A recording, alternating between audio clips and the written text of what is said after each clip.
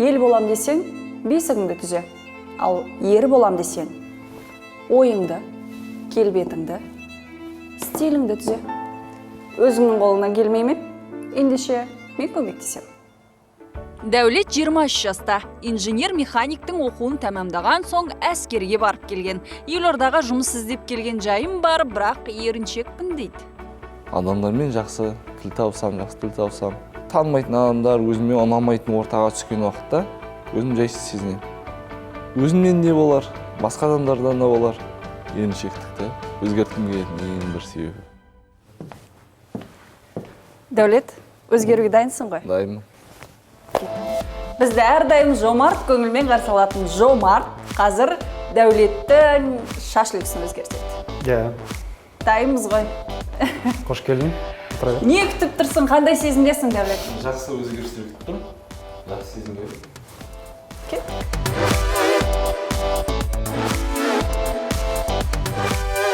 Қай жерін түзейсіз? Өзі Корея жігіттеріне ұқсайды? Аздап. Көзге ұқсайды, көздері ұқсайды, шашы да ұқсайды. Бұл жігітке окантовка жасаймыз және укладка жасаймыз. Өйткені көбінесе шаш үлгісін, шаш именно модасын өзгертетін ол укладка.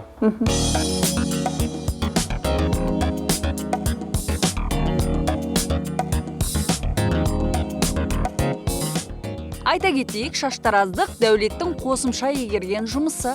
Сондықтан бұлар шебер оның шаш үлгісін қатты сынға алмады. Шашты бояған зиян ба, зиян емес пе? Негізі зиян. Зиян ба? Бірақ жаңағы айтып жатады, щадящее окрашивание дейді. Сондалар сондай краскамен бұл бояуға болады шашты. Жақсы, рахмет. Негізі желательно боямаған дұрыс.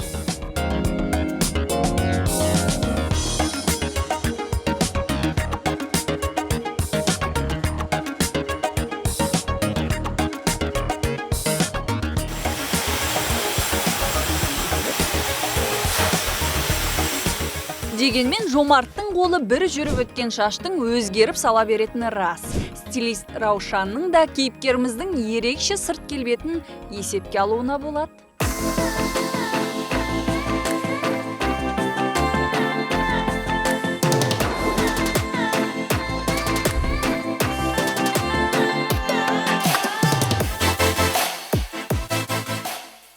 Біздің сәнгерлер жігіттердің гардеробына ашық түстерді белсенді түрде енгізуге кірісіп кеткелі қашан.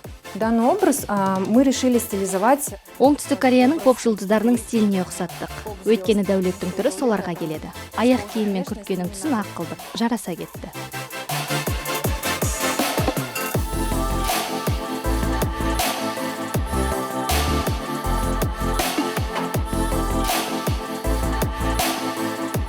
Ақ күрте кигізген кейіпкеріміздің ақтарыла сөйлейтін сәтіне де жеттік. Білікті психолог Ержан Мырзабаев еріншекпін деген Дәулетке қандай кеңес берер екен? Келесі бөлімде. Дәулеттің проблемасын алдыңғы бөлімде айттық. Оған қатысты психолог қандай шешім ұсынар екен? Не өзгерткің келеді? Еріншектік бар менде, соны алып тастау керек еді. Еріншектік нақты бір мәселе бойынша болады ма, немесе жалпы өмірде ештеңе келмейді? Жалпы өмірде еріншектік. Еріншектік бар. Бір нәрсені үйдің жұмысын істеп тастау керек болады. Бір нәрсе емес, қандай жұмыс? Үй сыпыру, жинау, мал бағу, қандай жұмыс? Үй жинау дейік. Үй жинау. Кім саған үй жатқызады? Үй жинатқызатын ешкім жинатқызбайды, күштеп тұрғызып отқан жоқ еді. Біреу айтады дейсің ғой, мен соны істемей отырамын деп жатсың ғой. Мама айтса ана бір. Мама айтады, үй жина дейді. Сөйтсең ерінесің ба? Ерінемін. Қанша минуттан кейін істеп кетесің? Бірнеше минут, бірнеше сағат, бірнеше күн жүресің ба маманың айтқанын істемей? Күн жүрмейді. 1-2 сағат уақыт керек болады, өзім жинап тұру үшін. Жалпы психологияда еріншектік деген проблема жоқ. Ондай бір ауру жоқ. Көп жағдайларда еріншектік бұл мотивацияның аздығы. Не үшін істеймін? Не үшін істеймін деген сұраққа жауап аз болғандықтан адамдар істегісі келмейді. Мысалы мен кейбір кісілерді танимын, яғни кешке жұмыстан үйге келеді, бала қарай тұршы деседі, ерінеді. Бала қарайын ба, ойнайын ба, қой шаршап тұрмын, басым ауырып жатыр, демалайыншы, жұмыстан келдім деп отырады да мысалы. Бірақ достары звондап, жүр кетіп футбол ойнаймыз десе, бәрін тастайды да спортивный киімнен алады да кетіп қалады мысалы. Яғни мына жерде істеуге мотивация жоқ, мына жерде ойнауға мотивация бар. Маманды жақсы көресің ба? Әрине. Әкем бар ма? Бар. Қаншалықты жақсы көресің маманды? Мынандай. Соншалықты аз ба? Жоқ, қалай түсіндіру қаншалықты жақсы көресің дегенде вообще. Вот. Жақсы көрем? Қалай түсіндіресің? Маманды сен аз жақсы көресің. Неге? Потому что мамадан ренжілесің. Ренжу ба? Иә. Мен ба? Иә. Неге? Сенен сұрау керек, неге ренжілесің? Ренжу. Мен саған дәлелдеп беремін. Егер маманды жеткілікті дәрежеде жақсы көретін болсаң, сол мотивация саған маман айтқан 2-3 сағатта емес, дереу істететін еді. Жоқ, ондай необходимость жоқ қой, просто айтып қояды істе деп. Мен қай уақытта істесем де, мен өзіме негізі жылайтын тұрып істеп тастаған дұрыс қой, содан кейін жата берген. Мен просто жата беремін, маған деген уақыт қоймайды, мұндай уақытта істе, онда жақсы көрмеу емес қой. Сол үшін айтылған нәрсе маңызды емес. Значит, айтылған мәселенің маңыздылығы, көрдіңіз ба? Маңыздылығы аз болған кезде, оны істеуге мотивация аз. Маңыздылығы жоғары болатын болса, істеуге мотивация көп болады. Мысалға, яғни осы жерден біздің отырған ғимараттан шығу, мысалы 6-шы этаждамыз қазір, төменге түсу, жүру, мынаның бәрін тасу, адам кішкене шаршауы мүмкін. Ал егер Құдай сақтасын, мысалы мына жерде өрт шықты десе, қойшы ерініп жатырмын, жанса жана берсін, кішкене отыра тұрайыншы деп айтпаймыз.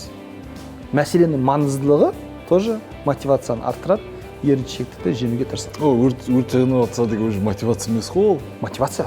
Амал жоқтық қой, ол істеуің керек. Амал жоқтық та бір мотивация. Шкаф құрау керек дейді. Шкаф құрау керек, аха. Мысалға келтірейік, сөйтіп құрау керек. Одан қалайсың да? Ерініп жатсың ба шкаф құруға? Иә, вообще, солай ойлайық. Сұрақ, не үшін? Не үшін шкафты құру керек? Шкаф керек. Не үшін керек? Ішіне заттар салуға. Ішіне заттар салуға. Шкаф болмаса не болады? Басқа жерде тұра береді. Жерге тұра береді. Жерге тұрған ұнайды ма? Жоқ, ұнамайды. Мәні? Соның өзінде де мотивация болмайды. Жоқ, оның өзінде мотивация болады. Егер шкафты құрау, жинау керек, өйткені айналадағы шашылып жатқан заттар мені шаршатты, құрсыншы мына шкафты құрам дейді да, адам тұрып барып істейді. Мысалға сен үйленейін деп жатсың, иә? Мысалы, бойдақсың ба? Бойдақ, үйленейін деп жатсың, сөйтіп, саған енді тез-тез үйленгің келіп жатыр ғой. Тез-тез үйлену үшін үйді дайындау керек. Үйлену желаниясы қаншалықты көп болса, үйдің ремонты, шкафты реттеу соншалықты тез болады. Егер де не үшін, маған қандай пайдасы бар, не керегі бар деген сұраққа жауап бере алмасаң, ол жұмысты істемеу керек. Ол жұмыс істемеу керек. Пайдам жоқ, қызығушы жоқ, не үшін істеп жатқан білмеймін болса, ол жұмыс істемеу керек. Лучше өзің энергияңды, күшіңді, вниманияңды басқа пайдалы істей алатын, қолынан келетін шаруаларға бағыттасаң дұрысақ болады. Иә, бүгінгі түсірілім күнімізді Дәулет өзіңе арнадық. Еңбегіміз ақталды ма, қалай ойлайсың? Не өзгерді? Ойыңда, ойыңда? Өте керемет, ұнады маған. Сіздерге көп рахмет. Барберға бардым, психологпен жұмыс істедім.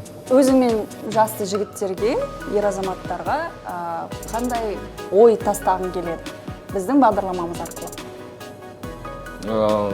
Көп даму керек, қарау керек, бару керек, қорықпау керек. Сол айтарым. Иә, мен де соны айтам, өзгерістен қорықпаңыз, күніңіз керемет өтсін. Мен маған жақсы көреді.